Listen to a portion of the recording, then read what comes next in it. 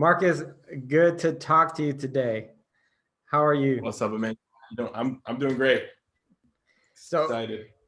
it is so weird because you've been on the show since like 2014. Yeah. Some of the first episodes was your dad, played by Anthony Anderson, catching you in the room, and then we're now in 2021, and this past season, you're talking about very, very important themes Yeah. about your current generation. Uh, Yeah. how has that journey been for you?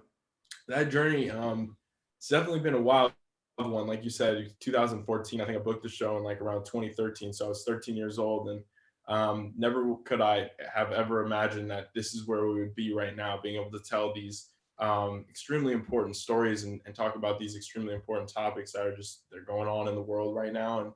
And people need to have discussions about them. And we kind of try to make that process a little bit easier by telling these stories through comedy. And just going from being that 13-year-old kid who was just really excited about acting and loved it as a hobby and a passion, and being able to turn it into my career now has been amazing. And I'm really thankful to Blackish for giving me that platform and that ability to kind of learn so much from all of these different professionals and just pros in the industry. So at this point, are you guys just the real family, or how does that work? Because you guys have been together for so long, and you've been through all your teenage years Yeah. with this group of people. What is that like atmosphere for all of you guys together? Yeah, it's definitely. I mean, we definitely feel like a real family. It's hard to spend 7 years with people and then not feel like you're close to them. So it's been an amazing journey. I feel like one of the things that was unique about Blackish is kind of that instant chemistry, that instant connection that we had from the pilot episode. I think kind of showed through, and it's only grown from there. And I definitely would consider every single member of our cast and to be a part of my family. And I love everybody that we work with over there, and I've learned so much from each and every one of them, and created a lot of lasting friendships. So definitely, we are one family. So during your teenage years, I couldn't imagine having such, great role models. Anderson, you have Laurence Fishburne, Yeah. you have Jennifer Lewis, who Mhm. plays Ruby, and then you have Tracee Ellis Ross, who plays Rainbow, your mom. Can you talk a little bit about having them with you while you grow into those teenage years? What kind of advice maybe they gave you? Yeah. There's definitely a lot of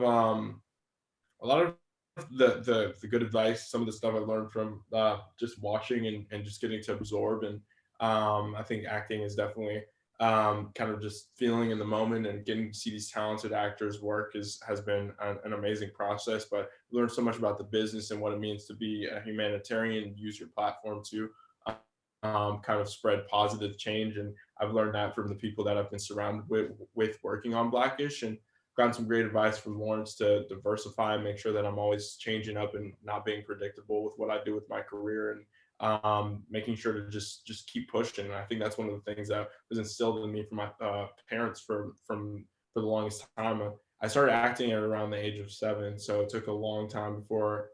I wouldn't say a long time because a lot of people work at it for a large majority of their life, but it took 7 years before I booked Blackish. And I'd say that's a large chunk of my childhood to devote to something that was kind of a hobby. But if you believe in yourself, make sure that you invest. And I think the biggest part of kind of growing and continuing to reach new heights is to start. You have to jump off somewhere, and just I feel like that's what I've learned from these people that have surrounded me for most of my life. Season 7 obviously is very different than what you guys had done before. Hmm. I feel like you guys, being that you guys had your loyal fan base, guys had built an audience, even how much people were going through. It seemed like you guys really felt like putting something together where it's like, hey, we're here with you. And Yeah. specifically, your character, I felt was a really core piece in that because you had to struggle with so much. Can you Hmm. talk a little bit about season 7 and how that was different from the rest?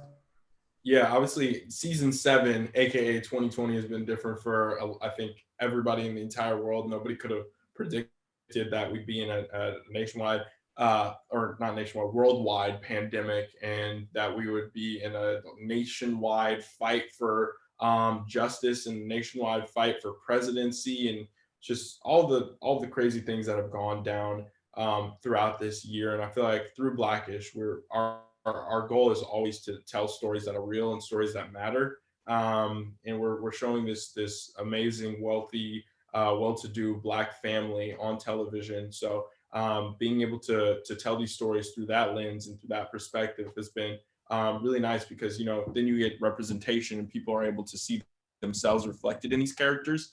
And that's what we've always done, and that's we don't plan to change up for 2020 / season 7. And we're trying to tell real stories that have to do with the pandemic and Junior stepping up and being a modern day civil rights activist, whatever that means by your definition, whether it be him going on social media or going actually out there and protesting and fighting for what he believes in. But we're just exploring all the different avenues of the way that life has shifted in this crazy year. I guess it's 2021 now, but last year. I feel that Age Against the Machine was a really pivotal episode. Like you said, it's a unique perspective, with the way your family is better off. Yeah. But also, I felt that it was a strong point that you had 3 generations of your family that were fighting for the same thing in their own way. Can you talk a little bit about that? Yeah, it's like the fight is, I feel like a lot of modern day people kind of assume that this is like a new fight and this is something that we're like kind of progressing on, but people have been fighting for justice for years and years now, and having these 3 generations who are all alive in the same room, who have still fought for the same thing. It's kind of sad, but at the same time, it's like we're building upon our predecessors to try to tackle this issue that is much larger than us.